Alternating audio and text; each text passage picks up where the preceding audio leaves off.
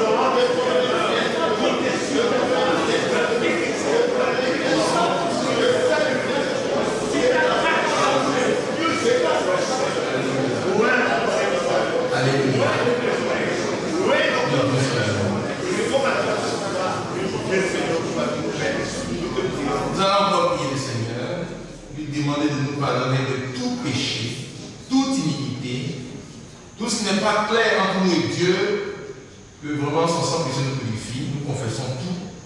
Prions le Seigneur ensemble.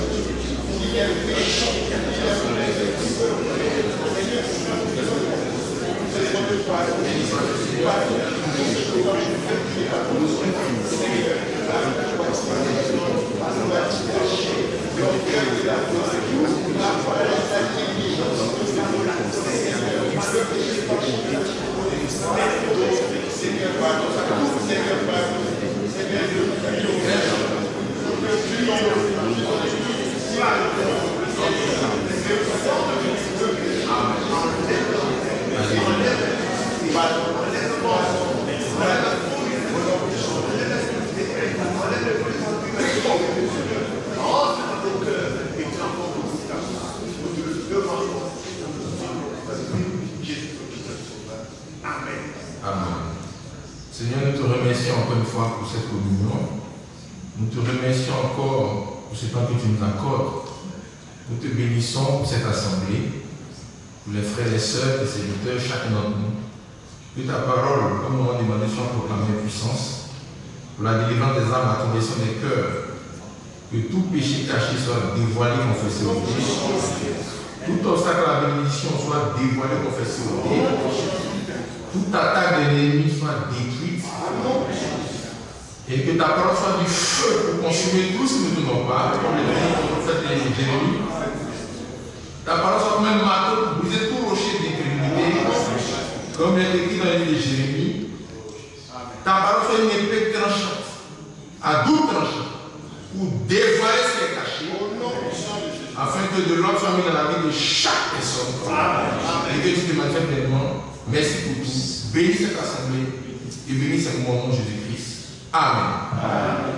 Que Dieu nous bénisse richement. Amen. Nous allons lire dans 2 Samuel, chapitre 21, verset 1. 2 Samuel 21, verset 1. Dans 2 Samuel, chapitre 21, verset 1, il est écrit: du temps de David, il eut une famine qui dura 3 ans. David chercha la face de l'Éternel. Et l'Éternel dit: c'est à cause de Saül et de sa maison sanguinaire, c'est parce qu'il a fait périr les Gabonites. Alléluia. Que Dieu soit béni. C'est le passage d'introduction. Nous allons parler, pour vous asseoir, nous allons parler, frères et sœurs, dans notre étude sur la différence entre la malédiction et l'épreuve. Alléluia. La différence entre la malédiction et l'épreuve. Que Dieu nous bénisse. Par rapport à ça, il est important que nous puissions faire un petit rappel. Ici, vous voyez dans ce passage-là, il y a eu une situation qui s'est produite en Israël, au milieu du peuple de Dieu. Et comme c'est écrit dans le livre de Corinthiens, tout ce qui s'est passé au milieu du peuple de Dieu dans l'Ancien Testament, c'est écrit dans notre instruction à nous qui sommes parvenus à la fin des temps. Amen. Nous sommes concernés. Alléluia. Que Dieu soit béni. Ce qui arrive au peuple de Dieu là-bas, les exemples, les contre-exemples, les situations qu'ils ont traversées, la Bible dit que c'est des choses qui nous ont été écrites pour nous, notre instruction. Amen. Parce que nous passons par les mêmes cheminements. Alléluia. Amen. Et la manière dont Dieu s'est comporté en ce temps, la manière dont Dieu a intervenu dans ce temps-là, c'est de la même manière qu'il agit aujourd'hui. Amen. Parce que si nous savons ce que Dieu fait aujourd'hui, si nous voulons savoir comment Dieu travaille aujourd'hui et comment il fera demain, il faut que nous sachions comment il a fait avant. Amen. Parce qu'il fait la même chose. Il ne change pas. Amen. Que Dieu soit béni. Amen. Il y a une situation qui s'est produite. Ils sont consultés l'Éternel pour savoir qu'est-ce qui est derrière. Quand ça commence à durer. Que Dieu soit béni. Amen. Vous voyez qu'au début, ils n'ont pas pensé à l'épreuve. Parce qu'une épreuve, on l'accepte. Une épreuve, on l'accepte. On tient ferme dans l'épreuve. Mais la malédiction doit être brisée. Amen. Alléluia. Et lorsqu'ils ont consulté le Seigneur leur montrait que ce qu'ils vivaient et qui durait, ce n'était pas une épreuve. C'était une malédiction. Et quand vous lisez dans la suite du chapitre, comme il n'y a pas trop de temps, vous lisez la suite, vous allez voir comment c'était résolu. Que Dieu soit béni. C'est pour cela, frères et sœurs, qu'il est important qu'on puisse voir quelle est la différence entre la malédiction selon la parole de Dieu et l'épreuve selon la parole de Dieu. Que Dieu soit béni. Qu'est-ce qu'on appelle malédiction? Pour parler de la malédiction, il faut qu'on parle aussi de la bénédiction. Alléluia. Que Dieu soit béni. Quand on lit dans la parole de Dieu, dans le livre de la Genèse, nous voyons que c'est le Seigneur qui a créé toutes choses. Lisez dans Genèse chapitre 1, 2, 3, c'est lui qui a créé toutes choses, c'est lui qui a fondé toutes choses. Alléluia. Mais quand il a créé le monde et tout ce qu'il a mis dans le monde, il n'a pas créé ça simplement comme ça. Il a mis en même temps les lois là-dedans. Il a mis le mode de fonctionnement, comment ça marche. C'est comme la personne qui a fait ce micro. Il met comment ça marche. Comment il fait que ça marche bien. Et ce qu'il ne faut pas faire, ne pas que ça se gâte. Alléluia. C'est comme ça que le Seigneur a créé toutes choses. question du mariage.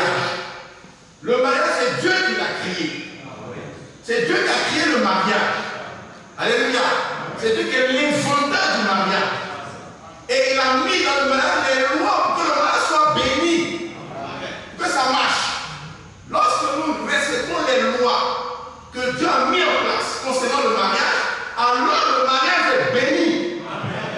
Alléluia. Mais lorsque nous ne respectons pas les lois que Dieu a mis dedans, quand on ne respecte pas les lois que Dieu a mis dedans, en ce moment le mariage n'est pas béni. C'est comme ça que ça se passe. Donc la bénédiction, frères et sœurs, pour ne pas faire long, c'est l'approbation de Dieu sur tout ce qui respecte les lois. Amen. Alléluia. Quand les choses respectent la loi de Dieu, Dieu approuve. Amen. Et c'est ça qui est la bénédiction. Amen. Mais lorsque on ne respecte pas les lois de Dieu, lorsque les lois ne sont pas respectées, il y a une désapprobation de Dieu. Un jugement de Dieu qui accompagne. C'est ça la malédiction. Alléluia. Que Dieu nous bénisse richement. Lorsque nous lisons dans le livre de Deutéronome, chapitre 28, le Seigneur nous parle dans ce livre-là des conditions de la bénédiction et de la malédiction. Je voudrais dire que quand on parle de la loi, beaucoup de termes sont utilisés dans la Bible parlant de la loi. Dans Romains chapitre 7, à la fin de Romains chapitre 7, Paul parle de la loi de Dieu.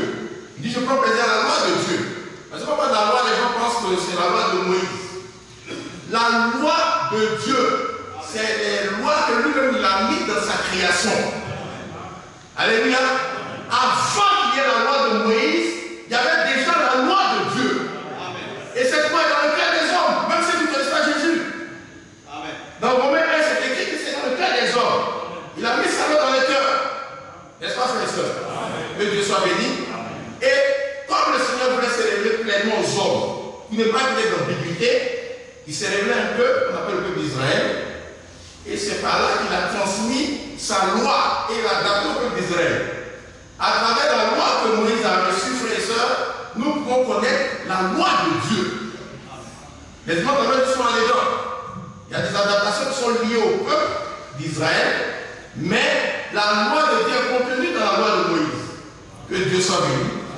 On va aller en détail au fur et à mesure. Donc dans Deutéronome chapitre 28, quand on lit, regardez le Seigneur, il dit, verset 1, si tu obéis à la voix de l'Éternel, ton Dieu, en observant et en mettant en pratique tous ces commandements que je te prescris aujourd'hui, l'Éternel, ton Dieu, te donnera la sécurité sur toutes les nations de la terre. Voici toutes les bénédictions qui se répandront sur toi. Alléluia. La bénédiction, frère, ne vient pas au hasard. Amen. Il n'y a pas de bénédiction au hasard dans la parole de Dieu. Amen. De la Genèse à l'Apocalypse, frère. Chaque fois que quelqu'un est béni, c'est parce qu'il obéit à la loi de Dieu. Amen. Tout ce qui obéit à la loi de Dieu, Dieu bénit. Amen. Il n'y a pas de bénédiction au hasard. Dieu ne bénit pas s'il n'a pas de la pitié. Dieu ne bénit pas les pleurs. Dieu bénit l'obéissance à sa loi. Et c'est ce qu'il a donné comme principe ici à Israël. Et ça, c'est un principe nous tous. Que Dieu nous bénisse richement. Maintenant, regardez, à partir du verset 15, il dit, mais si tu n'obéis pas à la voix de l'Éternel, ton Dieu, et si tu n'observes pas et ne mets pas en pratique tous ces commandements et toutes ces lois que je prescris aujourd'hui, voici toutes les malédictions qui viendront sur toi et qui seront ton partage. Ici, le Seigneur ne s'adresse pas aux gens qui sont dans les bars. Il ne s'adresse pas aux prostituées. Il s'adresse au peuple de Dieu. Alléluia.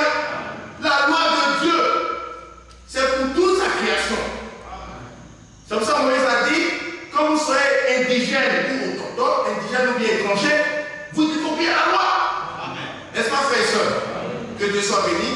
Moi, je suis un Ivoirien, j'arrive au Cameroun, je prends ma voiture, on dit feu rouge, je dois s'arrêter. C'est une loi camerounaise. N'est-ce pas? Si moi je brûle le feu, est-ce que la loi va m'attaquer? Oui. C'est comme ça. Frères et sœurs, il n'y a pas d'enfant préféré de Dieu. Tu vas me dire que tu peux désobéir à la loi de Dieu. Si tu désobéis à la loi de Dieu, tu seras frappé de malédiction dans le domaine où tu ne fais pas sa loi.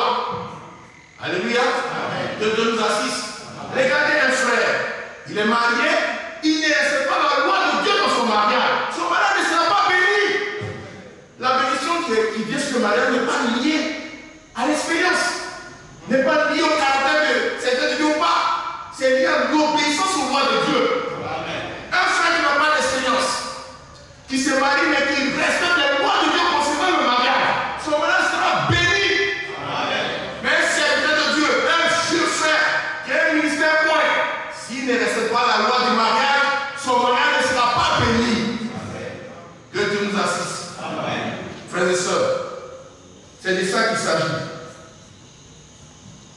La bénédiction est liée à l'obéissance aux lois de Dieu.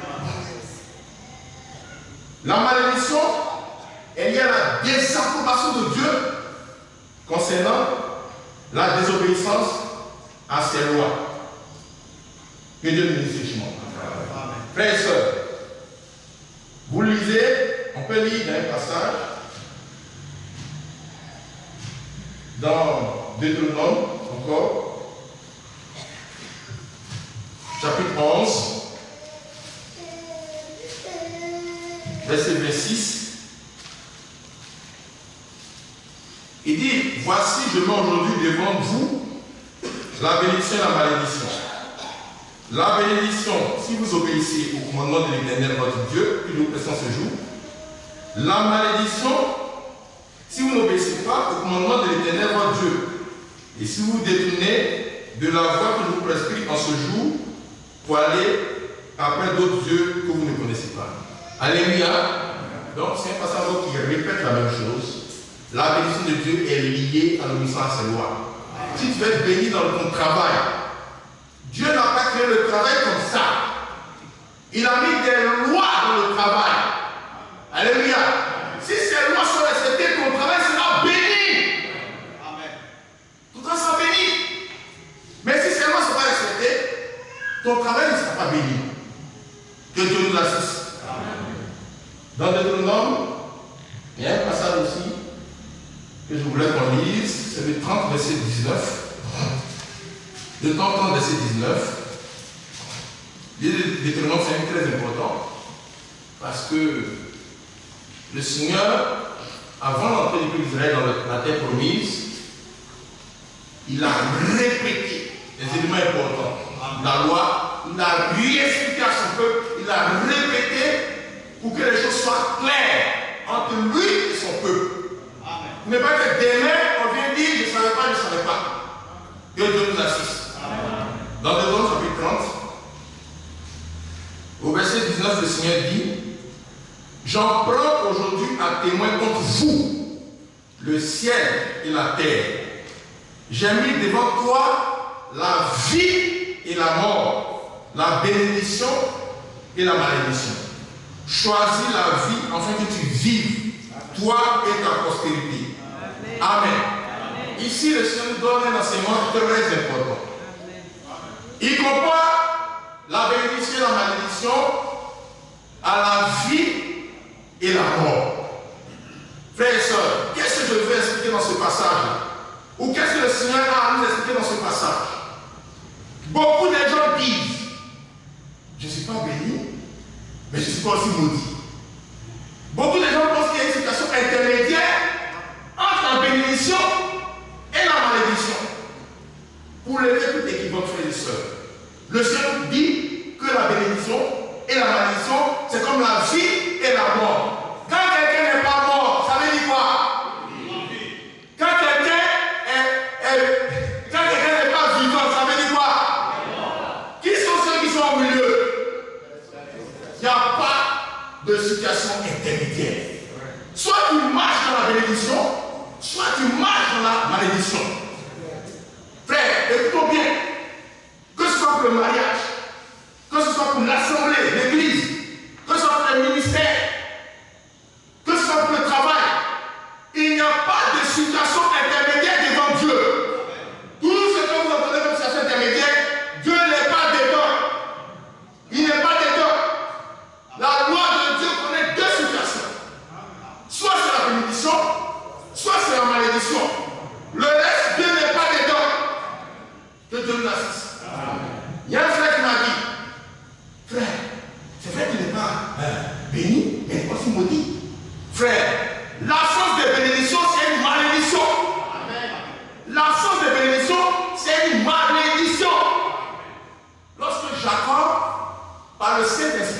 prophète, devait parler sur ses 12 enfants par rapport à l'héritage de Dieu.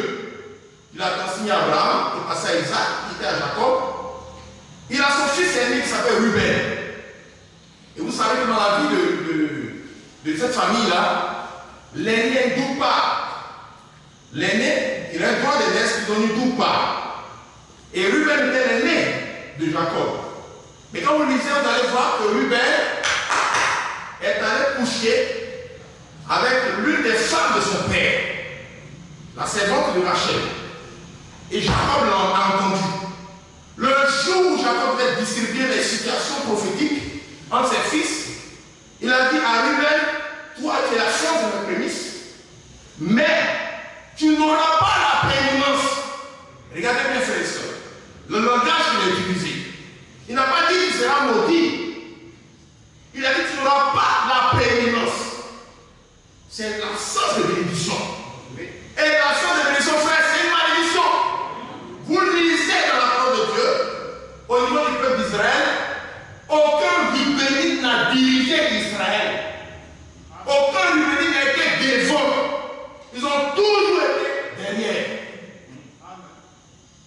Aucun Rubénite. Les seuls Rubénites ont voulu se mettre devant. C'est lors de les révoltes de Corée d'après Abiram. Les Rubénites se sont rebellés contre Moïse. Ils ont dit pourquoi toi tu es toujours devant, tu mets ton frère devant, nous aussi Dieu avec nous, donc on conteste. Regardez ce qui leur est arrivé. Ce qui n'est jamais arrivé aux gens leur est arrivé. Avant d'aller dans le séjour des morts, les gens meurent d'abord. Ils meurent d'abord et on enterre. Mais les Rubénites qui se sont rebellés, qui ont pris la position que Dieu leur a donnée, la Bible dit que le Seigneur a ouvert directement le séjour des morts. Et la Bible avait porté leur lit, leur fauteuil, afin que leur cabri, leur mouton, ils sont tous allés directement dans le séjour des morts. Et la terre s'est semée et c'est fini. L'absence de bénédiction, c'est une malédiction. Il n'y a pas de situation intermédiaire, frères et sœurs. Que Dieu soit béni. Amen. Maintenant, on peut parler de l'épreuve. On lit ça dans Jacques chapitre 1, verset 2 à 3. Et dans 1 Pierre chapitre 1, verset 6 à 7. L'épreuve, c'est des tests auxquels Dieu permet que nous soyons soumis pour atteindre un but précis. Pour révéler des qualités précises et recherchées. Donc vous lisez, les secteurs de Dieu ont dit que les épreuves comme un sujet de joie complexe. Alléluia. Et l'épreuve nous permet d'atteindre la perfection. Donc ici, on décrit l'épreuve comme un test.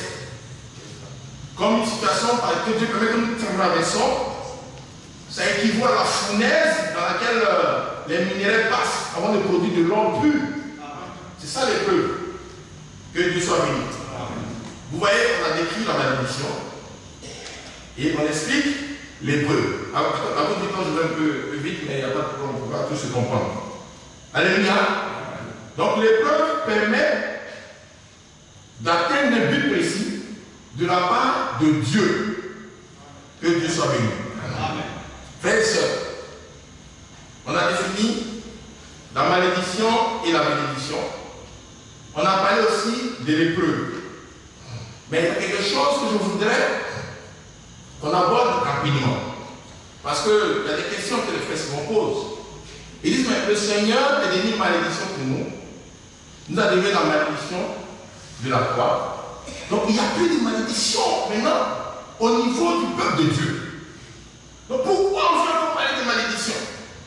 Que Dieu soit béni. Mais ça, c'est un sujet biblique qu'on est en train de traiter. Et les réponses aussi sont dans la Bible. Amen. Le Seigneur a délivré de beaucoup de choses, beaucoup de choses.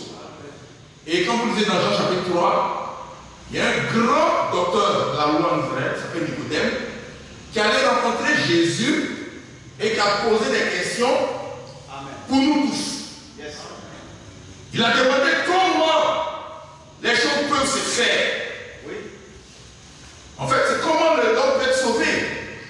D'après toutes ces questions à Jésus, Le Seigneur lui a dit, il faut que vous naissiez de nouveau. Il faut que vous naissiez d'eau et d'esprit. Sinon, on ne peut pas voir le royaume de Dieu. On ne peut pas entrer dans le royaume de Dieu. Et Nicodème m'a dit, comment ça va se faire? Et le Seigneur a dit, mais ça c'est quelque chose qui est décrit dans la loi. Et le Seigneur expliquait comment il doit faire pour sauver l'humanité. Vous connaissez le passage de Jean chapitre 3 verset 16. Amen. Que tout le monde connaît depuis le premier jour de sa conversion. On dit Dieu a tant aimé le monde qu'il a donné son Fils unique, afin que quiconque croit ne périsse point, mais qu'il ait la vie éternelle. Mais ce passage ne sort pas comme ça quelque part. Non. C'est la réponse aux questions que Nicodème a posées à Jésus. Amen. Mais regardez comment le Seigneur a répondu. Le Seigneur a dit, de la même manière que Moïse a élevé le serpent des reins, c'est de la même manière que le Fils de l'homme sera élevé, et quiconque va regarder à lui va être sauvé. Amen. Alléluia.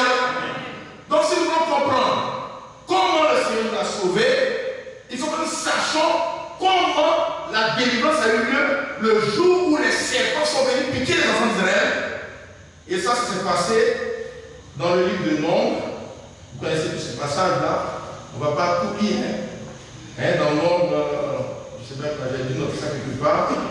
Même si je ne trouve pas, vous connaissez ces passages. Donc, comme on disait dans Jean 3, verset 14, le Seigneur rappelle ce qui s'est passé dans Nombres. Concernant le peuple d'Israël. Qu'est-ce qui s'est passé? Comme on dit dans le livre de Nombres, le peuple a murmuré contre Dieu et contre Moïse. Et lorsque le peuple a murmuré contre Dieu et contre Moïse, la Bible dit des serpents brûlants, c'est-à-dire des serpents venimeux, sont rentrés dans le camp, ils ont commencé à piquer les gens et les gens mouraient. Ils piquaient les gens mouraient. Alors le peuple s'est réparti à regretter ce qu'il avait fait. Ils sont allés voir Moïse, ils dit vraiment on sait qu'on a péché, il faut prier Dieu que Dieu nous délivre. Alléluia. Mais le Seigneur avait plusieurs manières de délivrer son peuple. Il pouvait chasser tous les serpents. N'est-ce pas? C'est pas ce qu'il a fait. Il pouvait tuer tous les serpents. N'est-ce pas? C'est pas ce qu'il a fait. Qu'est-ce que le Seigneur a fait? Il n'a pas tué les serpents. Il n'a pas chassé les serpents. Il n'a pas diminué les serpents. Il n'a pas neutralisé leur venin. Il n'a pas diminué leur venin. Il a dit de faire un autre serpent des reins qu'on va pêcher en haut devant tout le monde. Donc, qu'est-ce qui se passe, frère? Le peuple a les problèmes qui sont là et qui sont intacts. Et en même temps, le Seigneur met la solution au milieu des problèmes. Amen. Aucun problème n'a été diminué. Amen. Le Seigneur a mis la solution au milieu des problèmes.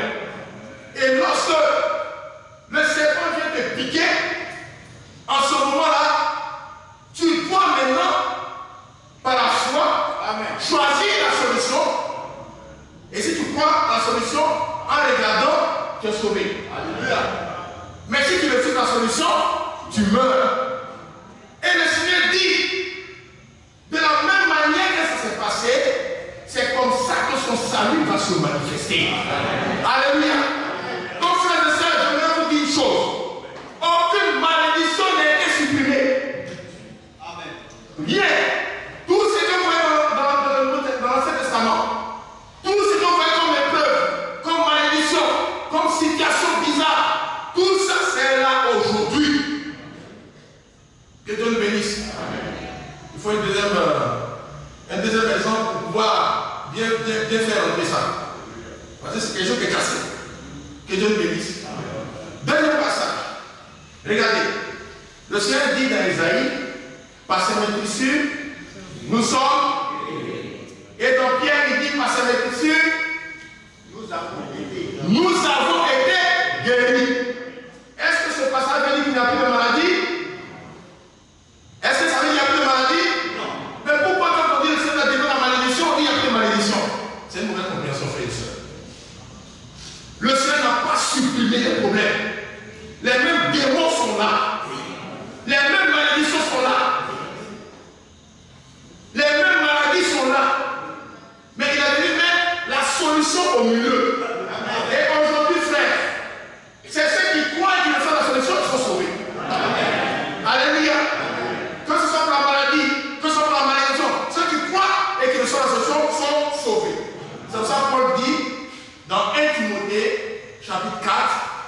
verset 10, il dit, dans 1 Timothée 4, verset 10, il dit, nous travaillons en effet et nous combattons parce que nous mettons notre espérance dans le Dieu vivant qui est le sauveur de tous les hommes, mais surtout des croyants.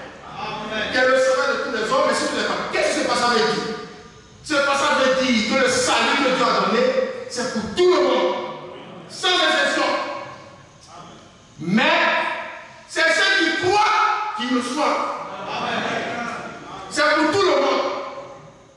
Mais c'est ceux qui croient qui le soient. Tu peux être là. C'est pour toi aussi la délivrance. Mais si tu ne crois pas, tu n'auras rien. C'est de ça qu'il s'agit, frères et sœurs. Que Dieu soit béni.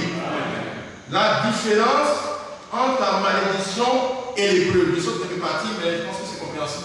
Ça va, frère? Que Dieu nous bénisse. Mais pourquoi on doit parler de la différence entre la malédiction et l'épreuve? Parce que, frères et sœurs, quand on décrit l'épreuve dans la Bible et quand on décrit la malédiction dans la forme, les deux se ressemblent souvent. Les deux se ressemblent souvent. Alléluia. Alors que les traitements ne sont pas les mêmes. Les traitements ne sont pas les mêmes. Vous connaissez tous le paludisme. Vous connaissez aussi la fièvre typhoïde. Oui. Dans les deux, on a froid. Oui. On a la nausée. On est faible. On a la courbature. Mais les médicaments ne sont pas les mêmes. Si vous avez confondu, vous dites c'est le palu que le frère a, alors que c'est la fièvre typhoïde, si vous lui donnez les médicaments de palu, il ne sera pas guéri. N'est-ce pas, frère et soeur? Mais dès que vous avez les médicaments de la fièvre typhoïde, en ce moment, le traitement agit et le frère est relevé. C'est pour ça qu'on doit faire discerner la différence entre l'épreuve et la malédiction. Une épreuve, on l'accepte. Et on tient ferme dans l'épreuve. Alléluia. Mais la malédiction, on ne l'accepte pas. Il faut qu'elle soit brisée. Il faut qu'elle soit rejetée. Mais si tu n'as pas discerné que la situation que tu vis est une malédiction, tu penses que c'est une épreuve, toi tu acceptes une situation que Dieu n'a pas envoyée. C'est ce qui s'est passé avec les Israélites dans ce passage qu'on a lu dans 2 Samuel 21, verset 1. Vous voyez qu'ils étaient dans une situation et pendant 1 an, 2 ans, 3 ans, ils ont accepté. Parce que tout ce qui vient de Dieu, on l'accepte. N'est-ce pas, frères et sœurs? Que Dieu soit béni. Mais arrivé un moment, la Bible a dit, mais attends. Ce qui s'est passé. Il faut qu'on voie vraiment ce qui est derrière. Quelle est la pensée du Seigneur? Le Seigneur dit, mais ce que vous vivez, ce n'est pas une épreuve.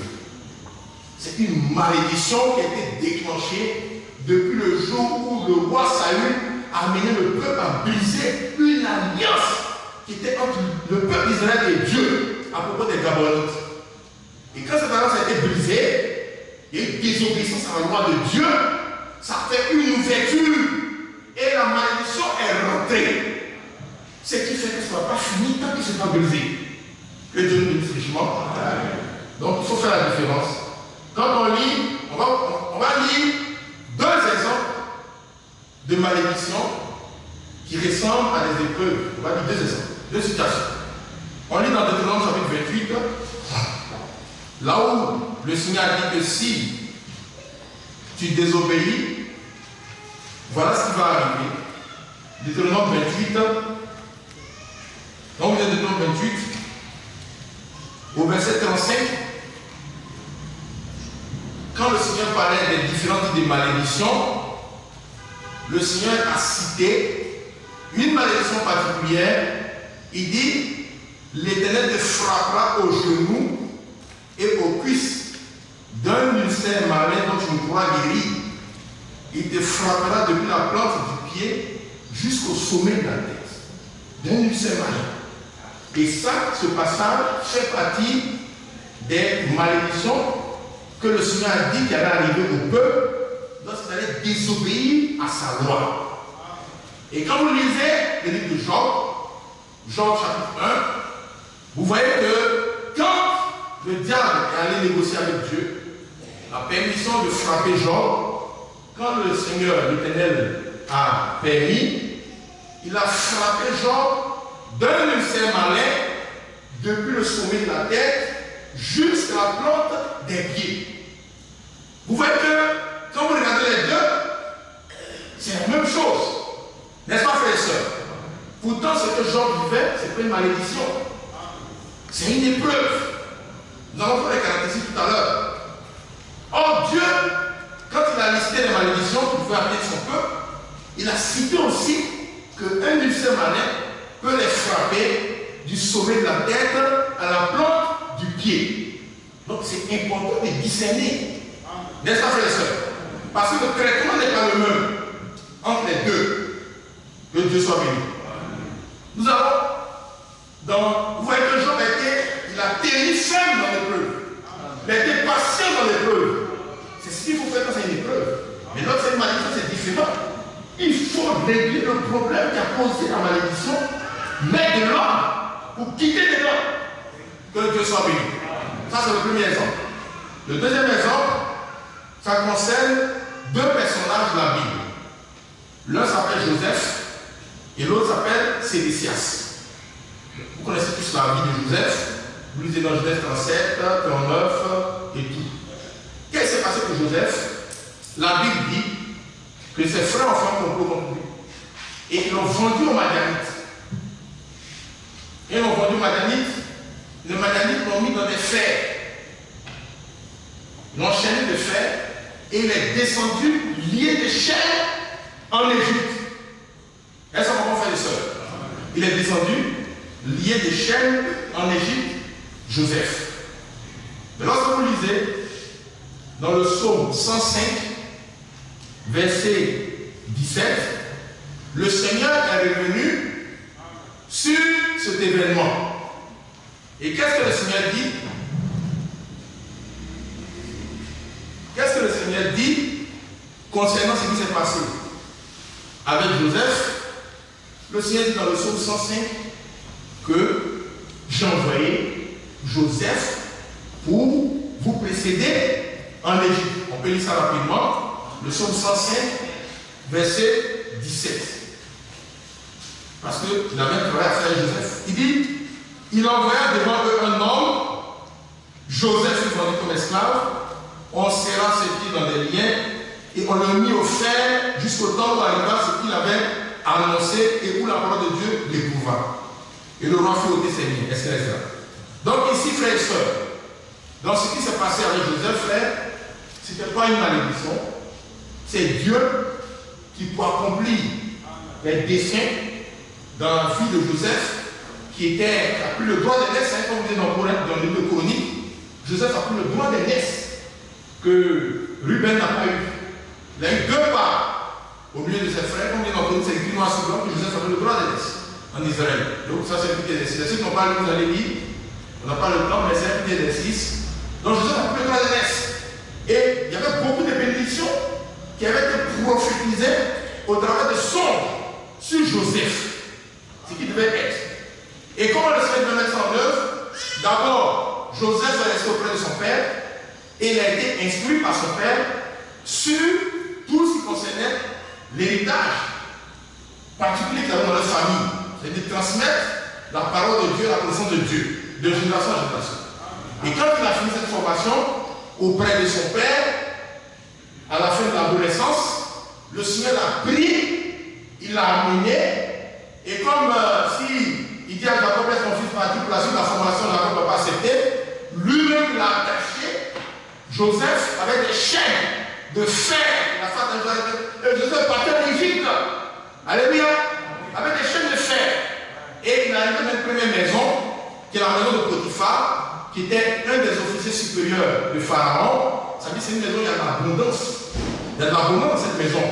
Et il a été mis au service de Potiphar et il a commencé à gérer l'abondance dans la maison de Potiphar. et il a bien géré à tel point que son maître n'avait aucun reproche à lui faire, ne lui disait rien du tout. Dès qu'il a fini de gérer l'abondance dans la maison de son père, c'est comme les bacheliers, hein. Quand tu dois avoir le bac là, vous ne dormez pas, c'est dur, tout, mais c'est pour aller devant. Est-ce qu'on comprend? Le bac te permet de quitter en bas pour aller devant le baccalauréat. Que Dieu nous bénisse. Donc elle a fait bien la gestion de l'abondance. Le Seigneur l'a enlevé dans la maison de Potiphar et l'a mis en prison, dans la grande prison, là où sont les prisonniers de Pharaon, pour pouvoir maintenant gérer la disette. Vous comprenez, frère? Et là maintenant, dans la prison de Pharaon, au lieu d'avoir un pain pour une personne ou deux personnes, là-bas c'est un pain pour 10 gaillards.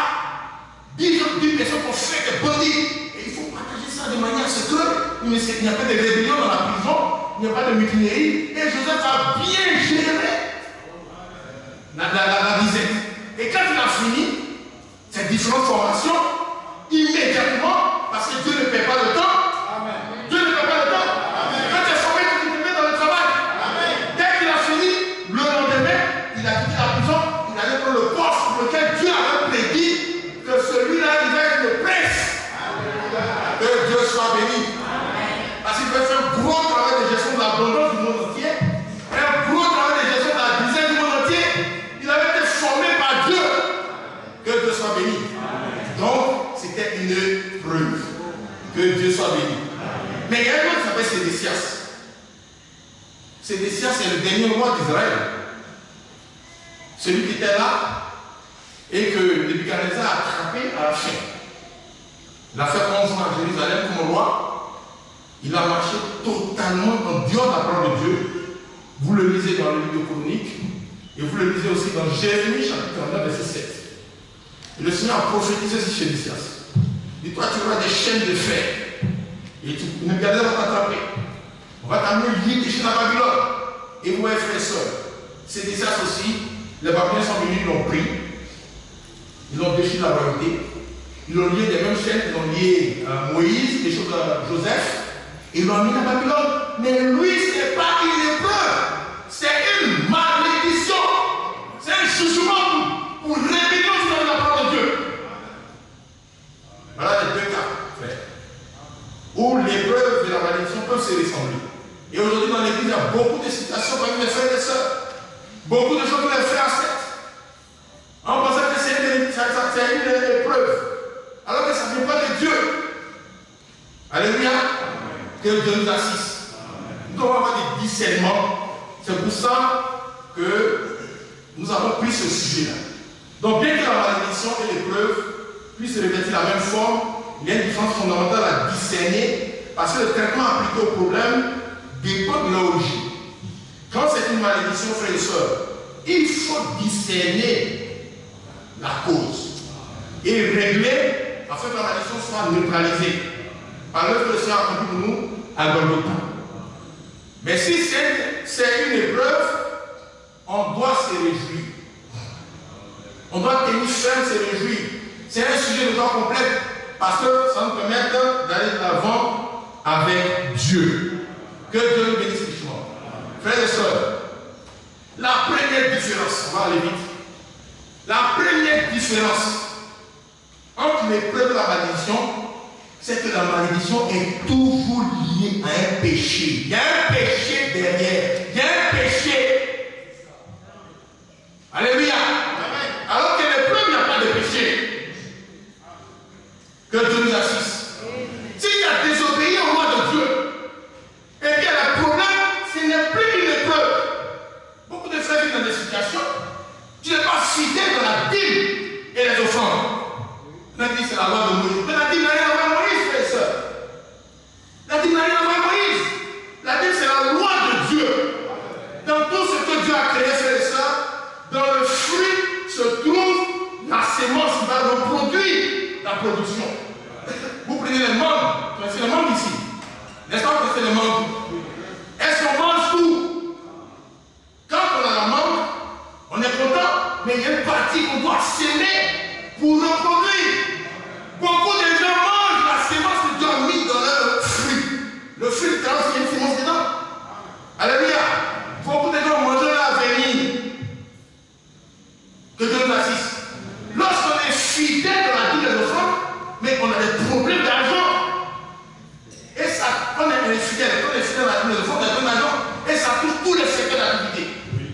Que Dieu nous assiste. C'est bien décrit dans Malachie, mais il faut savoir que la malédiction est toujours liée à la désobéissance à la loi de Dieu. Tu es fidèle dans la dîme, tu es fidèle dans les offrandes, tu t'exposes à la malédiction. Ton ami te a frappé de malédiction. Que Dieu nous assiste. Regardez dans le livre de Zacharie. La Bible dit que Zacharie avait un grand rouleau qui se promenait sur le pays. Et le Seigneur a demandé le rouleau, c'est quoi? C'est que c'est? Il a dit le rouleau, le Seigneur qui dit ça, le rouleau que tu vois, c'est la malédiction qui est répandue sur le pays. La malédiction est répandue sur le pays, mais elle rentre dans la maison du voleur. Ça dit que Israël était jugé. Mais le Seigneur dit que cette malédiction ne rentre pas dans toutes les maisons. Elle va là où les gens ont volé la part de Dieu. Vous êtes infidèles. Pour frapper tout ce qu'ils ont. Que Dieu nous assiste. Frères et sœurs, c'est comme ça que ça se passe dans la parole de Dieu. Amen. La malédiction est toujours liée au péché. Mais l'épreuve, il n'y a pas de péché. Alléluia. Si tu n'es pas en règle avec Dieu, si y a des choses qui ne sont pas claires avec Dieu, il ne faut pas venir parler d'épreuve. C'est la même chose pour le mariage. Beaucoup de gens, leur mariage est bloqué à cause du péché. Il ne reste pas les lois concernant le mariage. Amen. Il y a une position que la femme doit avoir dans le mariage. Alléluia. Il y a une position que les parents doivent avoir. La Bible a prophétisé dans Somme que les enfants vont être droits comme des plans au milieu de toute la table. Alléluia. Parce qu'il y a des lois concernant l'éducation biblique des enfants. Si ces lois ne sont pas respectées, mais les enfants vont dans le désordre. Et toi qui dis, je suis éprouvé, je suis éprouvé, j'ai éprouvé, non. Tu dois mettre de l'ordre là où Dieu, là où on fait les lois de Dieu concernant l'éducation biblique des enfants. Alléluia. Les enfants, on les met dans l'alliance dès le 8e jour. Alléluia. On ne confie pas l'éducation à n'importe qui et n'importe quoi. Si tu confies l'éducation des enfants à la télévision, tu vas récolter ce qu'ils ont sémé dans la télévision dans leur vie. Alléluia. Les enfants, on les instruit dans la parole de Dieu. C'est une terre fertile. Tout ce qu'on met va pousser. On le met qu'ils sont petits, on met ça. Alléluia. Que Dieu soit béni. Il faut des modèles aussi pour les enfants. Il faut des modèles. Regardez la famille de David. Si vous lisez dans la vie de David, il a eu beaucoup d'enfants. Et chaque fois on voulait le tuer, il s'est déplacé de zone en zone. Il n'y a eu aucun problème contre sa famille. Aucun problème, frères et sœurs. Jusqu'au jour où David est allé coucher la femme de lui, tuer lui et mettre cette femme dans sa maison. Le prophète est venu lui dire, à cause de ce que tu as fait, l'épée va rentrer dans ta maison et ne va pas sortir. C'est le péché qui a ouvert la porte. Que Dieu nous assiste. Frères et sœurs, la malédiction est oubliée à un péché. Alors que l'épreuve n'est pas liée au péché. Beaucoup de gens sont fait une malédiction dans la Bible à cause de la désobéissance à la loi de Dieu. Amen. La malédiction peut se transmettre de génération en génération. Alors que l'épreuve ne se transmet pas de génération en génération. Alléluia. Lorsque on a une situation qui se transmet de père en fils, qui se transmet de génération en génération, ce n'est plus une épreuve. Ce n'est plus une épreuve. Il y a des familles dans lesquelles il y a des problèmes de mariage. Je ne sais pas si ça se passe comme ça au Cameroun, mais nous, on a des familles comme ça, où les gens ne se marient pas. Madame, chacun a un enfant avec un homme. Et c'est comme ça que ça se passe. Et des générations en génération. Quand un frère de cette famille vient dans l'église, et que lui aussi son mariage est bloqué comme dans sa famille, ce n'est pas une épreuve, frères et sœurs. C'est une malédiction. L'épreuve ne se transmet pas de génération en génération. Quand quelque chose se transmet de génération en génération, ça devient une malédiction. Que Dieu nous assiste. Frères et sœurs, regardez. La stérilité de Sarah, c'est une épreuve ou bien c'est une malédiction? Comment? Qui dit c'est une épreuve? Qui dit c'est une malédiction? Le choix est difficile. Alléluia. Regardez. Sarah est atteinte de stérilité. Amen.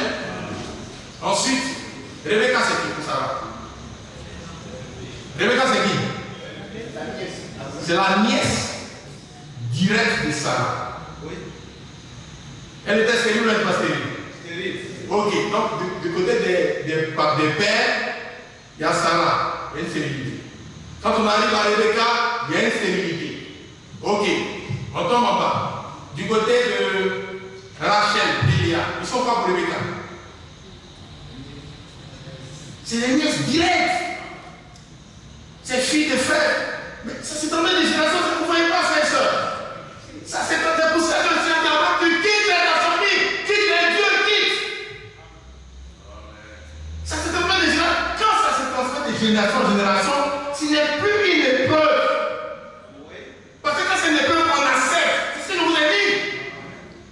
Quand c'est une épreuve, on accepte. C'est que Dieu te donne. Tu acceptes. Regardez, quand l'apôtre Paul a reçu des chats dans la chair, il a commencé à avoir des secrets dans sa chair. Il avait prié le Seigneur 3 fois. Le Seigneur a dit, laisse ça, ma grâce te suffit. Ne pas que tu sois orgueilleux à cause des grandes choses que tu montres là, je permets ça. Alléluia. Et Paul a dit, mais je suis heureux. Parce que dans cette faiblesse-là, il fait plus que tous les autres. Amen. Alléluia. La faiblesse ne l'empêche pas de faire l'œuvre de Dieu. Au contraire, ça se multiplie. Ça se multiplie. À tel point que quand les gens viennent le toucher comme ça, tous ceux qui sont délivrés. Il n'y a pas de force particulière de Paul là-dedans. Que Dieu soit béni. Amen. Ça, Paul a accepté. C'est ça qu'on appelle une épreuve. Mais on n'accepte pas tout. Frères et sœurs, je vais vous entendre une autre question. Lorsque Daniel s'est retrouvé au niveau de Babylone, il était, comment on appelle ça, conseiller du roi Nebuchadnezzar. Ils étaient les captifs conseillers de Nebuchadnezzar. Je voudrais vous demander, est-ce que c'est une épreuve ou bien c'est une malédiction? Épreuve, lever la main. Dieu vous bénisse richement. Malédiction, lever la main. Bon, il y a une seule personne. Comme d'habitude, la majorité, il était nul.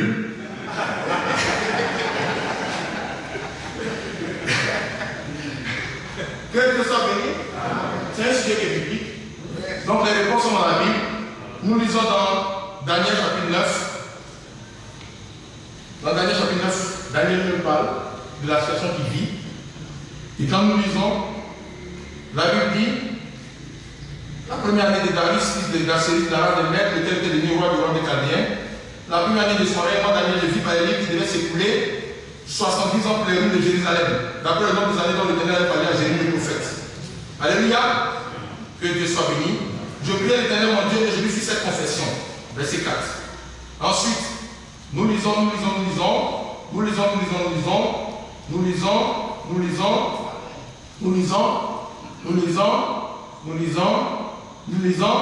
Et il dit, nous n'avons pas écouté tes serviteurs et les prophètes. Verset 6. Il dit, à toi Seigneur la justice, à nous la confusion de face en ce jour. Aux hommes de Juda, aux habitants de Jérusalem, à tous ceux qui sont près de loin dans tous les pays, les a chassés à cause des infidélités. Ensuite, il continue, Seigneur, à nous la confusion de face, à nous la recherche, parce que nous n'avons péché contre toi. Il dit au verset 10, nous n'avons pas écouté la voix de l'Éternel Dieu pour suivre ses lois.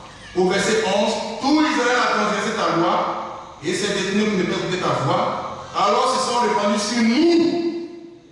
Sur nous, qu'est-ce qu'il y a écrit là-bas? Les malédictions et les implications qui sont écrites dans la loi de Moïse, serviteur de Dieu. Frère, ce n'est pas une épreuve. C'est des erreurs que nous faisons. Il n'est pas des épreuves. Ils ont péché. Lisez dans Lévitique chapitre 26, vous allez voir que le Seigneur avait déjà dit que s'il péchait, voilà ce qui va arriver. S'il continue, voilà ce qui va arriver. S'il continue, voilà ce qui va arriver. Jusqu'à ce qu'il soit délogé du pays. Alléluia. Il n'est pas dans une épreuve, frères et sœurs. Il est dans une malédiction. Et c'est le mot que même il utilise ici. Si vous n'avez pas utilisé ce mot, vous allez voir que c'est une discussion entre nous. Il n'y a pas de discussion, frères et sœurs.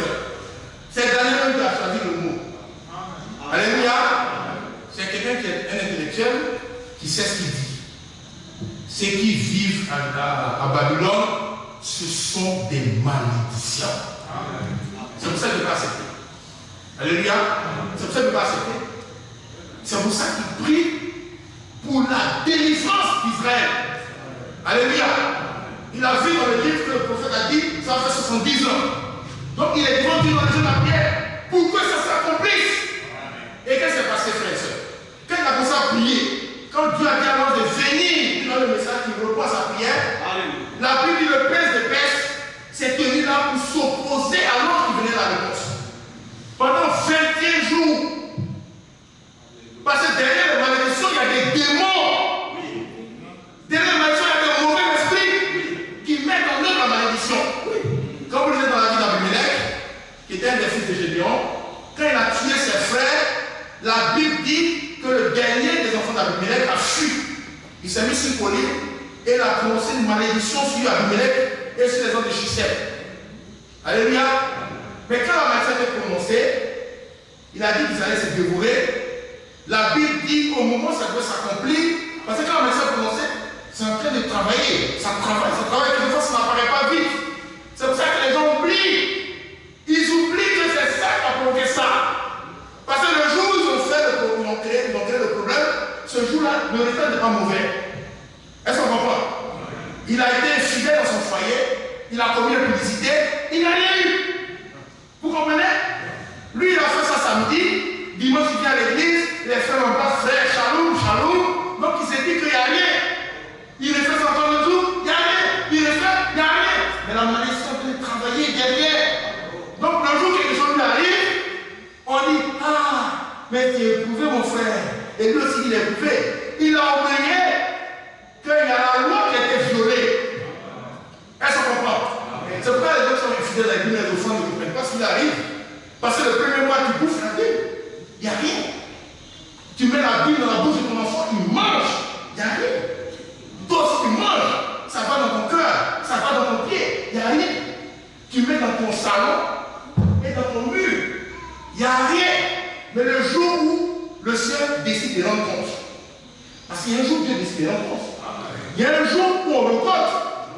Quand le jour de la recote vient, quand on fait ton point, on voit que tu dois ça, tu dois ça.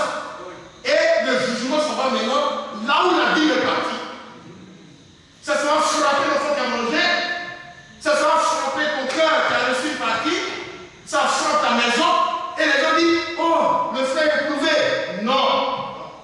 Il a péché. Et la mauvaise esprit soit mettre en œuvre. Parce que le Seigneur lève sa main. Le Seigneur lève sa main. Parce que ce n'est pas le Seigneur qui fait le sale boulot. Oui. Quand vous lisez dans la Bible d'Akab, il était rebelle. Oui. Dieu a dit, ce que tu fais, voilà ce qui va te passer. Mais lui, Akab, il a oublié. Tout le monde a oublié. Mais le jour où le Seigneur devait faire un compte d'Akab, il a fait une réunion. Oui. Il a dit, qui va monter pour séduire Akab? Des anges sont venus proposer des plans, mais ces plans ne peuvent pas marcher parce que les anges ne peuvent pas séduire. Il a fallu un démon mauvais esprit qui peut faire le sale boulot pour venir proposer son plan. Et le Seigneur a dit, c'est pas mal réussi. Vas-y. Le Seigneur a donné sa main sur Akab. Et ce qui va arriver est arrivé. Frères et sœurs, ce qui arrive à Daniel ici, c'est une malédiction. Si vous lisez dans la Bible, lorsque Ézéchias, le roi, est tombé malade et qu'il a crié à Dieu, il a été guéri. Lorsqu'il a été délivré, il a été guéri. Parce que le Seigneur a fait grâce il y a 15 ans. La Bible dit les Babyloniens, qui étaient très loin, sont venus lui rendre visite. Oui. Et quand ils sont venus, Ézéchias a montré tout dans sa maison. Il a montré tous les trésors que ses ancêtres ont accumulés. Il a montré tout, il n'a rien caché. Et quand il a fait le montrer, le prophète Isaïe a été envoyé par Dieu pour dire, va voir Ézéchias. Et quand il est venu à Ézéchias, qu'est-ce que les gens ont vu dans ta maison? Qui sont-ils? Il vient de très loin, mais je leur ai tout montré. Et Isaïe a dit, il viendra un temps où tout ce que tu as amassé ici, ils vont venir prendre, ils amèneront à Babylone. Et tes enfants qui sont sortis de toi, qui sont des princes d'Israël, qui sont des princes, ils seront des eunuques dans la maison du roi. Daniel, c'est un prince. C'est un prince, frère et soeur.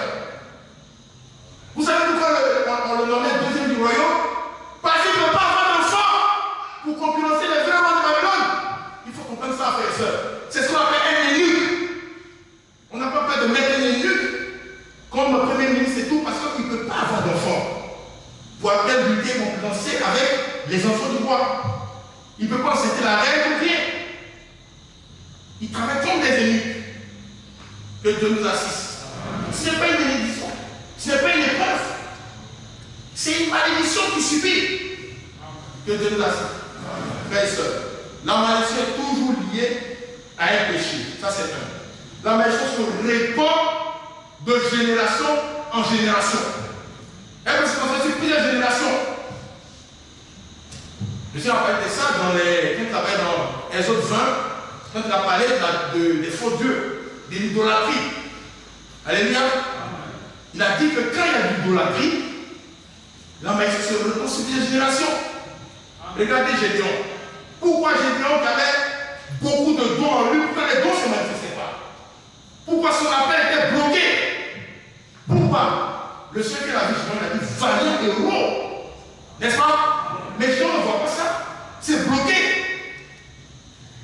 Quand Gédéon s'est mis à adorer Dieu, il a fait une offrande à Dieu, le Seigneur a dit va détruire l'autel de Baal que m'a donné mon père. C'est ça qu'il combat. Alléluia. Que Dieu soit béni. Ne pensons pas que les hôtels qui sont établis dans nos familles, établis dans nos régions, ne pensons pas que c'est de la décoration. C'est pas de la décoration. C'est été mis par des parents. Ils ont mis ça. Ils ont consacré toute leur progéniture. Donc toi, quand tu es né là-bas, tu es combattu. Tu es combattu. Tu n'as rien demandé, mais tu es combattu. Que Dieu nous assiste. Beaucoup de gens ne ne comprennent pas. On a attaqué dans les rêves, attaqué par-ci, attaqué par-là, et puis le frère se réveille et puis il pense que la vie continue. C'est pas comme ça que ça se passe, frères et sœurs. Vous savez que le songe est une des manières par lesquelles le Seigneur parle beaucoup aux hommes. Parce que tous ne sont pas prophètes. C'est comme un film. Lorsque vous avez votre télévision et qu'il y a un match de football, Cameroun, Côte d'Ivoire, vous vous dites je suis chrétien, je ne regarde pas, vous coupez la télévision. Quand vous coupez la télévision, est-ce que le match a arrêté? Le match est rouge, ça continue. Mais tu es dans le songe. Et tu vis une situation bizarre dans le songe. Il y en a qui sont liés à les chaînes dans les songes, qui sont bloqués, qui sont perturbés. Il y en a qui commettent des rapports sexuels dans les songes. Quand tu es quelqu'un dans la réalité, tu es plutôt aussi en rêve. Ils vivent des situations qui ne sont pas claires. Même tu te réveilles, tu penses que c'est fini. Tu vas passer dans la vérité que le film est fini? Non. Le Seigneur t'a montré quelque chose. Alléluia. Que Dieu soit béni. Tous les hôtels qui sont installés dans nos familles, mais nous attaquent. Alléluia. Que Dieu soit béni. Voilà pourquoi le Seigneur a dit, je vous donne le pouvoir de chasser les démons. Amen. Je vous donne le pouvoir de lier et de délier. C'est que Dieu nous a donné, frère. C'est un pouvoir. Ce pouvoir peut nous faire des essais. En ce moment-là, les chrétiens sont bloqués dans leur vie. Ils sont bloqués. Ce qui attaque leur famille les attaque aussi. Je connais un frère. Il a été réduit à sa petite expression. Il a beaucoup de diplômes. Il n'a plus rien à. Je lui ai demandé un peu d'argent pour compléter le riz du mois. Un peu demandé. Il est tombé d'élimination pas possible. On a commencé à construire le Seigneur. Le Seigneur nous a montré un esprit qui attaque la famille et qui l'attaque. Et le Seigneur a dit ce qui attaque ta famille t'attaque. Une épreuve ne se répand pas dans une famille. Ce qui se répand dans la famille, c'est la malédiction. Quand quelque chose attaque les gens dans la famille, ce n'est plus une épreuve, frères et sœurs. C'est une malédiction. Les maladies familiales se répandent sur chacun. C'est une malédiction. Je connais une famille où il y a un fou à chaque génération. Quelqu'un devient fou. Il y a au moins un fou à chaque génération. Au niveau des grands-parents, il y a au moins un fou. Au niveau des parents, il y a au moins un fou. Et on est tombé sur une soeur. Et cette soeur, le Seigneur a dit de faire attention parce qu'elle a décidé de folie dans sa famille. C'est qu'elle nous a confirmé. Et à un moment, elle n'a plus à dormir. Elle a commencé à avoir des manifestations. Le Seigneur a donné des descendants qui sont laissés de folie de la famille qui a besoin d'attaquer. Et sa délivrance a été faite. Alléluia. Quand tout ce qui est dans la famille, tout ce qui attaque la famille t'attaque. C'est une malédiction. Mais il y a des malédictions qui se répandent dans les ethnies. Il y a des ethnies avec lesquelles les malédictions se répandent. Il y a des ethnies où ils font la promotion de la prostitution. Il y a des ethnies où c'est des menteurs. Combien ici là-bas? Il y a des ethnies. Quand tu dis que je suis de telle ethnie, ça fait un menteur. Ça fait un voleur. Mais tu viens dans l'église. Et puis, tu commences à mentir aussi. Laisse qui est dans la famille t'attaque, c'est une malédiction. Que Dieu nous assiste. La Bible crée quoi? Toujours moteur, mauvaise bonne paresseux. C'était la tête là-bas. C'est comme ça ils sont. Alléluia. Que Dieu nous bénisse. L'épreuve peut se répandre sur une famille, sur une tribu, sur un pays. C'est un pays. La raison peut se répandre sur une famille, sur une ethnie, sur un pays. Regardez au temps d'Isaac. La Bible dit qu'il y a une famille qui a touché le pays. Mais le Seigneur a dit, toi, il ne faut pas aller en Égypte. Je vais te bénir ici. Et au milieu de la famille là, Isaac, lui, il a été béni. Alléluia. Que Dieu nous assiste. Aujourd'hui, quand un Ivoirien naît, je ne sais pas comment ça se passe au Cameroun ici, mais un Ivoirien naît, s'il est né aujourd'hui, un Ivoirien, il a un jour seulement, il doit à la Chine, il doit à la France, il doit aux États-Unis, il est hyper endetté. Dès qu'il naît, que Dieu nous assiste. Dès qu'une femme ivoirienne dit, le temps de la couche est arrivé, je vais partir. Mais c'est le jeu de prière. Parce qu'il y a trop de choses qui nous attaquent. Elle peut mourir à toutes les étapes. Elle peut mourir à l'hôpital. Elle peut mourir, c'est dans le pays. C'est dans le pays. Moi, je suis allé à faire de visiter quelques églises en Europe, là. On ne prie pas pour la grossesse. Hein. C'est serré, c'est un événement, voilà. La sœur enceinte, elle va l'accoucher. Il n'y a qu'un papa. Le système fait que tu t'es pris en charge. Il y a des maisons qui peuvent lier le pays. Et toi, si tu subis ça, il ne faut pas dire que c'est une épreuve.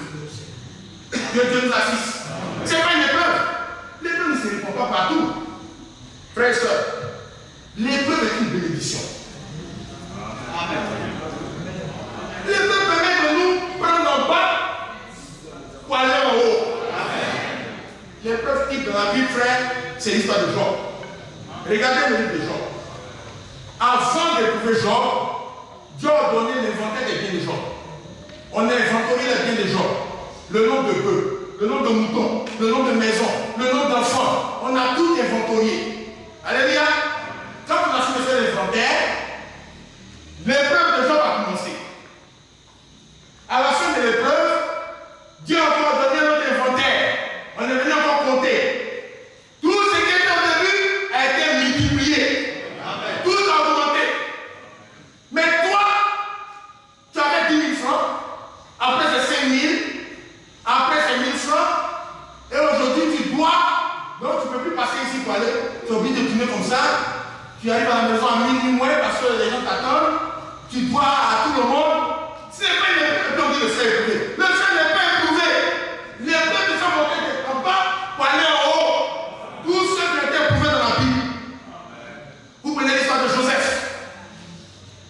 L'épreuve, les premiers ministres. Vous prenez l'histoire de Jean. Vous prenez l'histoire de David. Après, les Ninirois. De berger et de Ninirois. Vous faites l'inventaire des biens de David à la fin de sa vie en chronique.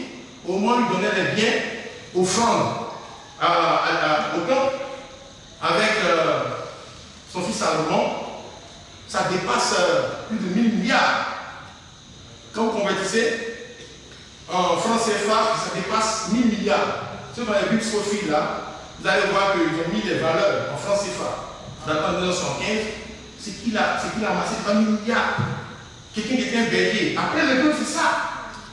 Frères et sœurs, l'épreuve de bénédiction peut nous faire passer d'un état inférieur à un état supérieur. C'est ça que l'épreuve est suivie de joie. Mais ce qui te fait descendre, toujours tu descends plus bas. Ce n'est pas une épreuve, c'est une malédiction. Et il faut comprendre ça, il faut connaître ça. Sinon, tu acceptes les choses que Dieu t'a pas données. Que Dieu nous assiste. La malédiction fait partie de la volonté permissive de Dieu. C'est-à-dire, la malédiction, Dieu permet.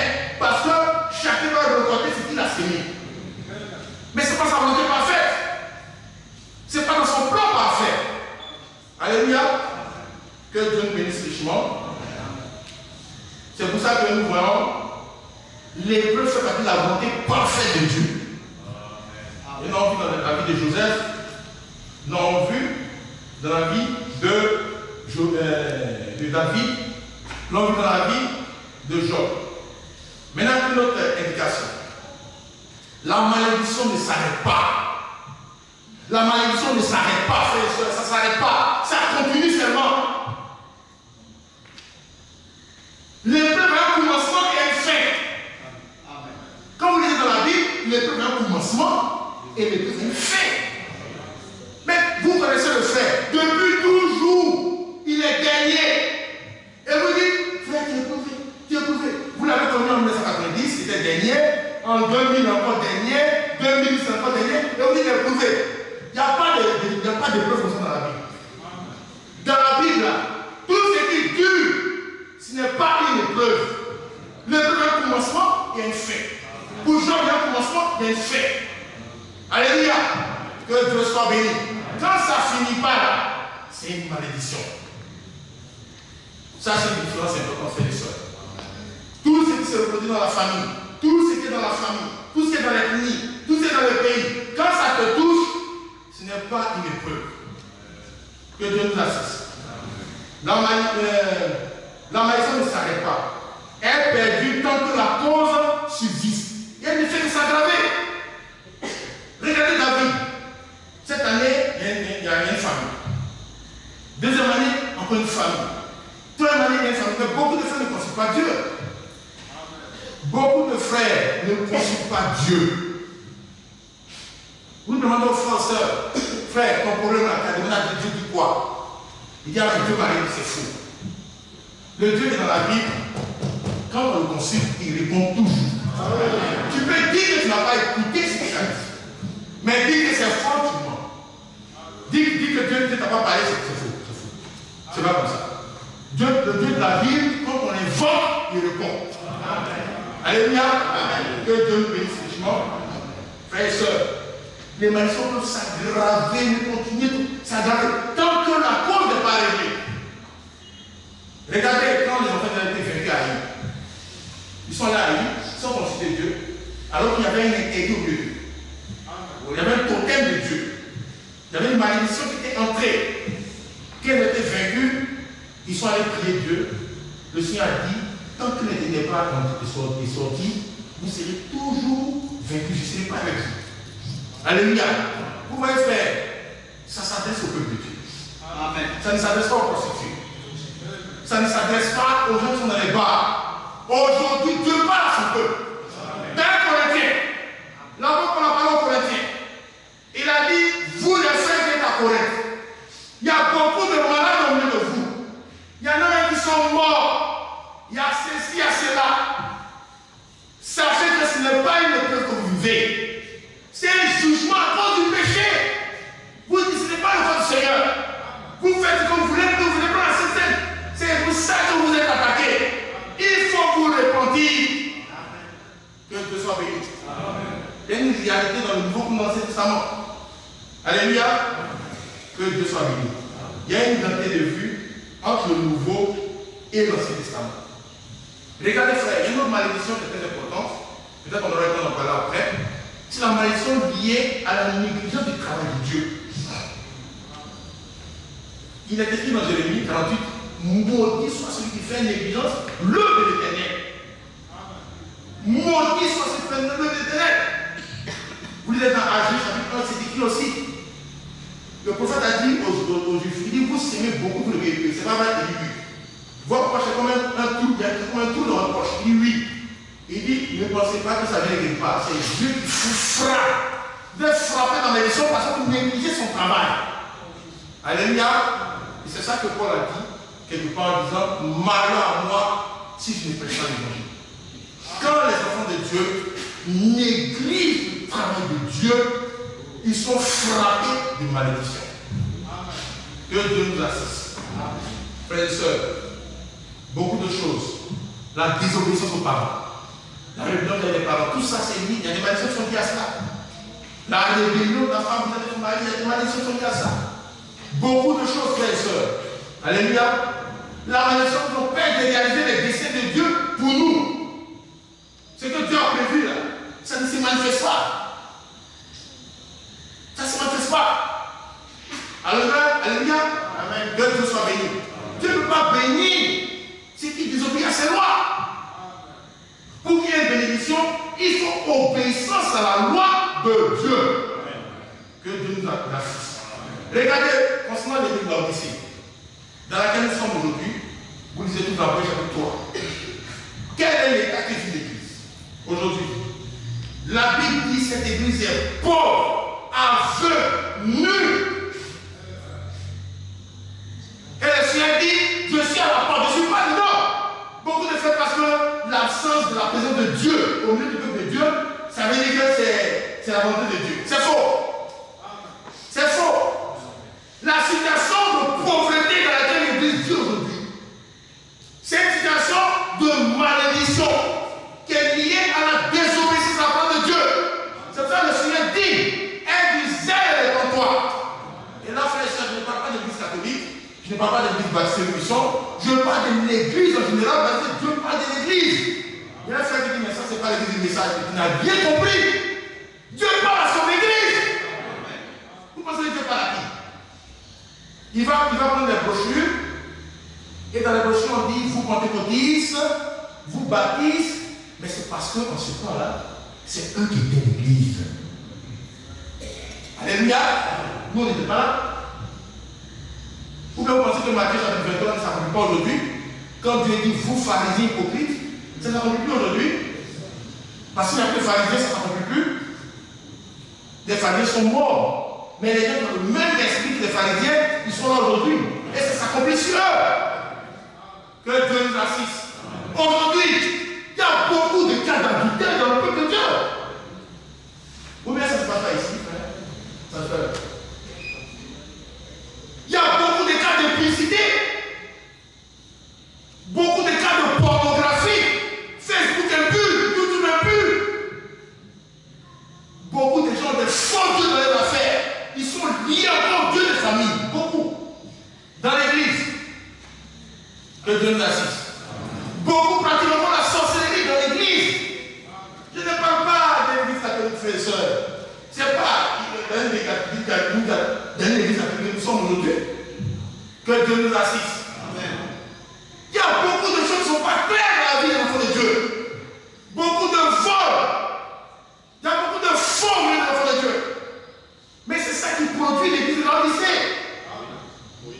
C'est pour ça que le Seigneur dit à son église, aie du zèle pour toi. Il faut que le peuple de Dieu se lève et fouille dans sa vie. Tout ce qui n'est pas clair dans ta maison, que Dieu nous assiste.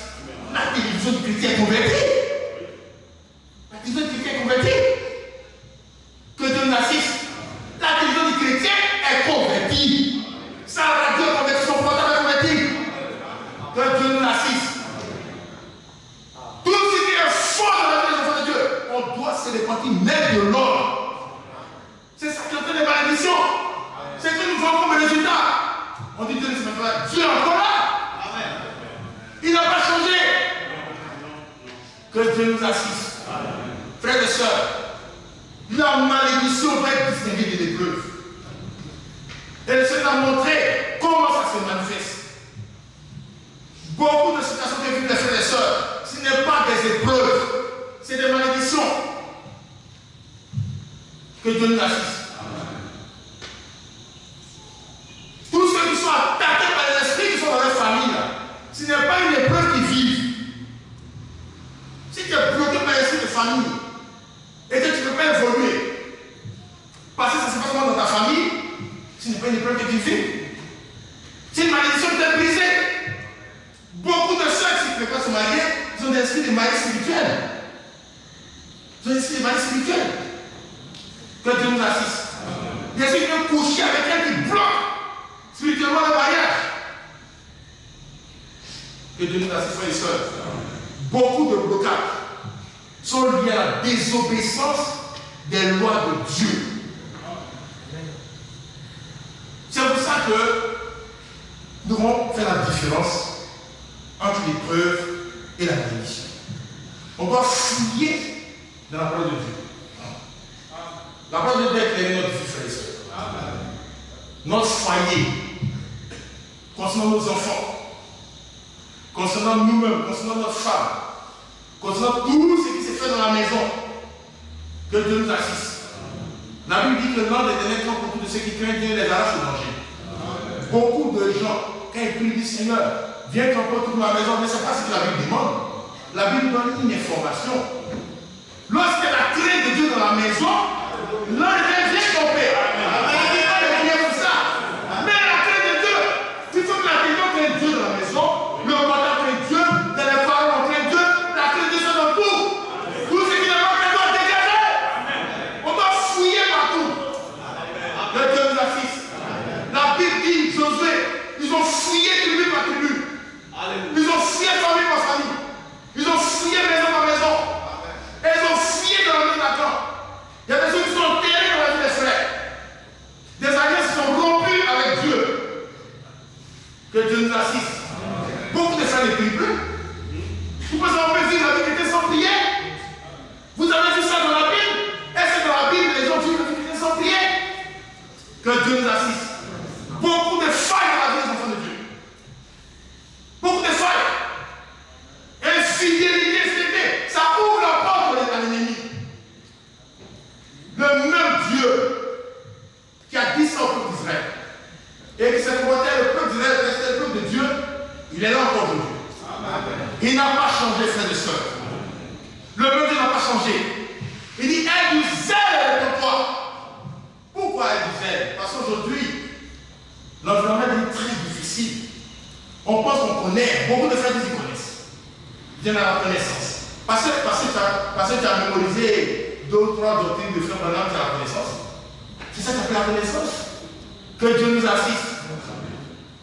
Qu'est-ce que le Seigneur dit sur ton foyer? Ton foyer est bloqué. Le Seigneur dit quoi dessus? Le Seigneur dit quoi de ta situation? Qu'est-ce que le Seigneur te dit? Ou bien Dieu ne te parle pas? Est-ce que vous connaissez des gens qui sont dans le peuple de Dieu dans la Bible à qui Dieu ne parle pas? Que Dieu nous assiste. Où sont les dons? Où sont les dons, frères et sœurs? Il y a un frère qui m'a dit, frère Kevin, on est en train de lutter, jusqu'au jour où au moins, on va être baptisé d'esprit, et puis c'est fini. On est arrivé. J'ai dit, frère, je suis désolé. Je ferai partie des gens que tu n'apprécieras plus à partir d'aujourd'hui. Le baptême de Saint-Esprit, c'est au départ. C'est Galates chapitre 2. C'est au départ. C'est les sélections pour marcher. C'est les sélections pour vivre. Alléluia. On peut dire que c'est le Saint-Esprit. Que Dieu nous assiste. Le baptême de Saint-Esprit, c'est au départ. Que Dieu nous bénisse, frères et sœurs. Il faut mettre de l'ordre. Partout, c'est pas que le nom de Dieu. On doit mettre de l'ordre. Frère, prions le Seigneur. On se lève, on prie. Après, on va aller s'asseoir. On va prier le Seigneur, chacun. Vous allez prier le Seigneur. On va prier le Seigneur ensemble. Alléluia. On va prier le Seigneur. Partout, il y a des choses qui ne sont pas faites dans notre vie. Il faut confesser à Dieu. Mettre de l'ordre. Alléluia. Et implorer sa grâce. Se confesser de tout. Il n'y a rien à cacher. Nous sommes devant le Seigneur. Alléluia. Si la parole a mis en lumière, c'est que Dieu veut délivrer. Alléluia. Tout ce qui est bloqué là, beaucoup de choses sont bloquées là. Il y a le péché qui est à 98% à l'origine du blocage. Ce n'est pas des épreuves, frères et sœurs. Prions le Seigneur ensemble. Prions le Seigneur. Prions le Seigneur.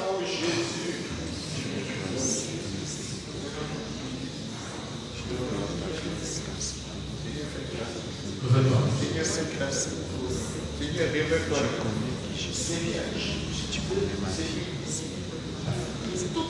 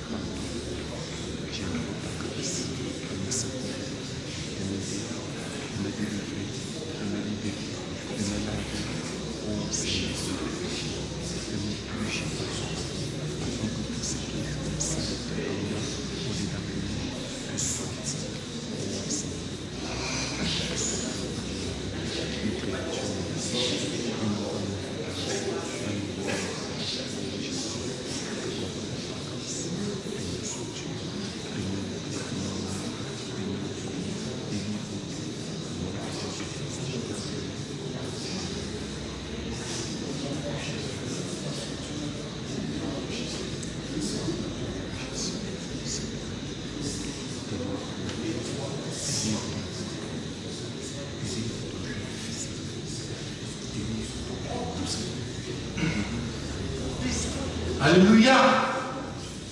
Que Dieu nous bénisse richement. Nous allons encore prier.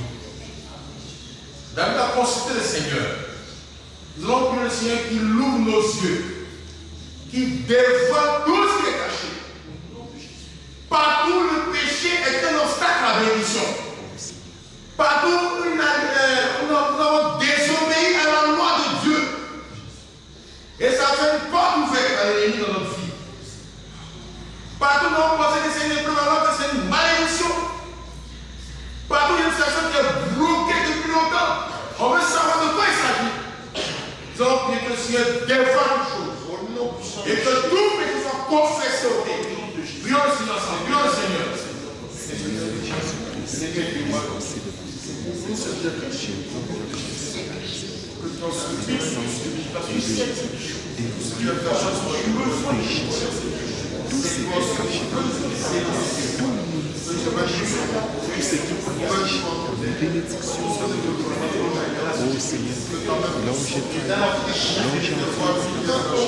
Là où j'ai brisé, je te demande pardon, Seigneur. S'il te plaît, manifeste-toi.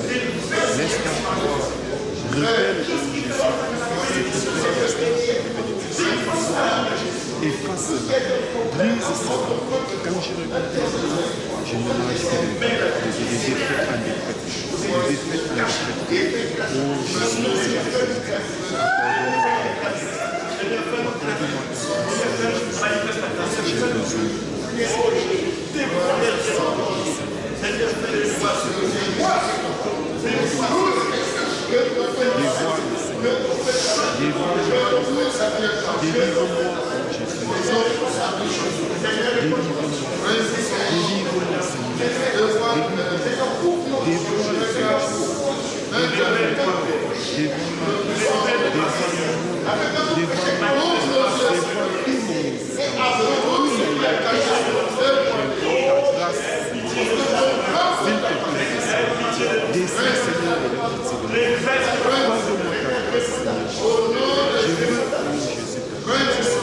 je veux t'appeler.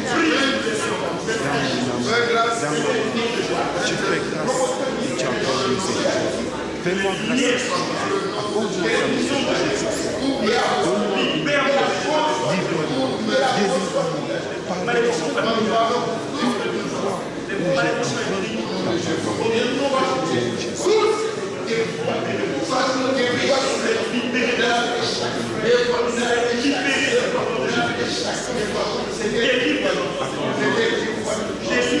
enfreint ta parole. libère de la malédiction. Dans ce nom répandit, Seigneur, cette et libère mon peuple. Partout il y a l'impudicité. Partout il y a l'adultère. Partout il y a la pornographie. Il y a les Facebook impurs.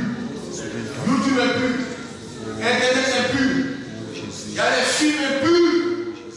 Les films impurs. Nous allons confesser tout ce que nous ne pouvons pas dire. Tout ça s'attaque le mariage. Ça attaque le foyer. Que tout soit confessé. Parce que ce n'est pas clair. Le mot impur, c'est l'adultère, la fornication. Les arguments purs. Prions le Seigneur. Seigneur, Seigneur. Tu sais. Et nous voulons rien de cacher. Nous sommes nus de nous.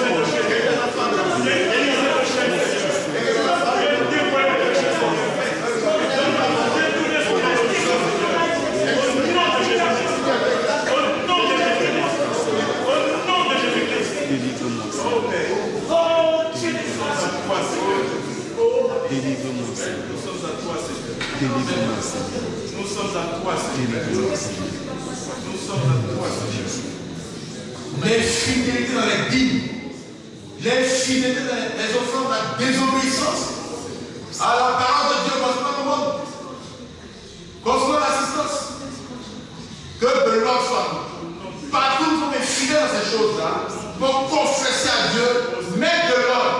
Partout il y a une ouverture, par l'infidélité dans les questions d'argent, que de l'ordre soit mis. Puis on le Seigneur comme ça. On a des enfants. Seigneur, toute infidélité dans les chaque personne, dans la gestion de la dans la gestion des biens de l'Église. Oh Dieu de gloire.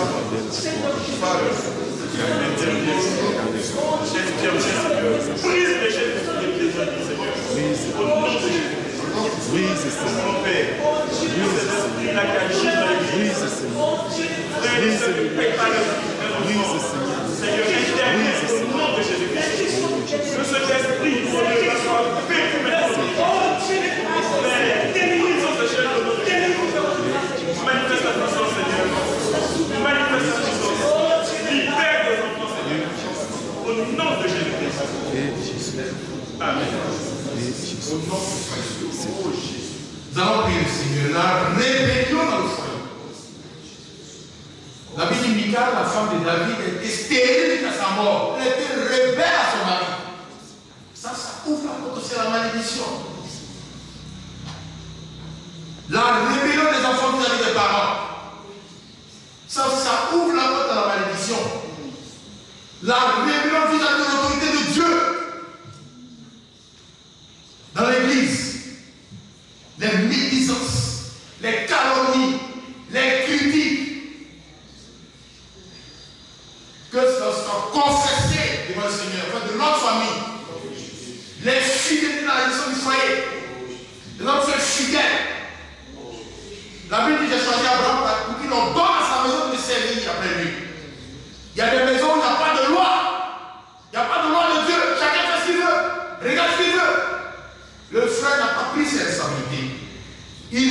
négligent dans ses responsabilités, ça ouvre la porte. Après on dit mon enfant de ceci, mon enfant de cela. Mais c'est ce que tu as fait. Tu as ouvert la porte dans mon foyer. Prions le Seigneur. De cela, ça confesse. Nous reconnaissons.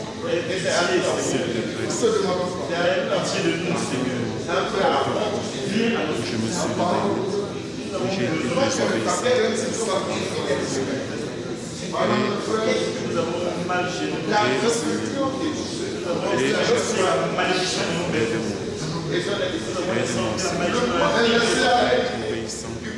À être soumis à ta volonté, à être obéissant au Dieu Nous nous répandons, Seigneur, de ce mal. Nous te demandons pardon, Seigneur, parce que nous avons mal géré. Nous n'avons pas été attentifs à ta voix. Nous avons les gens ont besoin de faire ce qu'ils veulent. Nous n'avons pas été fermes avec nos enfants. Éternel des armées, nous te demandons pardon. Viens à notre secours. Viens à notre secours, Seigneur. Viens nous libérer de cet esprit. Au nom de Jésus. Seigneur, interviens. Tu as dit un homme du zèle et répandant. Nous voulons avoir ce zèle et nous repentir. Abandonner complètement ces choses et nous attacher à toi. Oh Dieu de gloire. Briser le lien de la malédiction. Au nom de Jésus. Manifeste-toi. Au nom de Jésus. Au nom de Jésus. Manifeste la puissance. Parce que tu es Dieu. Rien ne peut te faire. Frère, lorsque des faux dieux sont acceptés au milieu du peuple de Dieu, ça c'est sa bonne malédiction. Dans Genèse 25, il y avait des faux dieux dans la famille de Jacob. Donc tout ce que Dieu avait promis ne se manifestait pas. Il était rempli de peur. Tous les faux dieux doivent être ôtés de nos foyers, de nos affaires. Tout ce que des liens des dieux de famille, des totems de famille, qu'il y ait une séparation. Tous ceux qui font des choses qui sont liés au Dieu de famille, il faut confesser, c'est séparer cela. Dans le nom puissant de Jésus. Tout faux Dieu. La Bible dit, Rachel est des faux dieux de son père dans ses affaires. C'est ça qui a fait la mort prématurément. Que tous les faux dieux soient ôtés de notre vie. Tous les liens des faux dieux. Tous les associations, les compromis, les compromissions, les totems. Qu'on se sépare totalement de ça. Au nom puissant de Jésus-Christ. Prions le Seigneur. Seigneur, nous prions.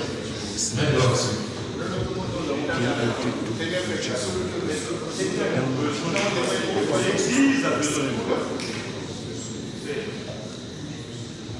Que ce soit placé.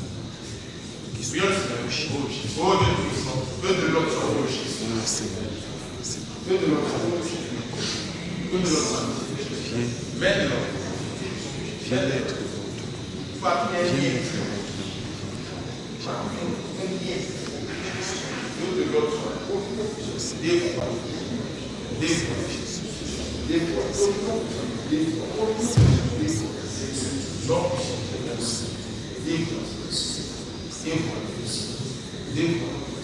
Non puissant. On demeure dans un esprit de prière. Ceux qui ne sont pas dit que s'asseoir, mais suivez. Ceux qui ont sommeil, levez-vous. Suivez. On demeure tout dans l'esprit de prière. Frère Mathieu, donne les deux. On suit.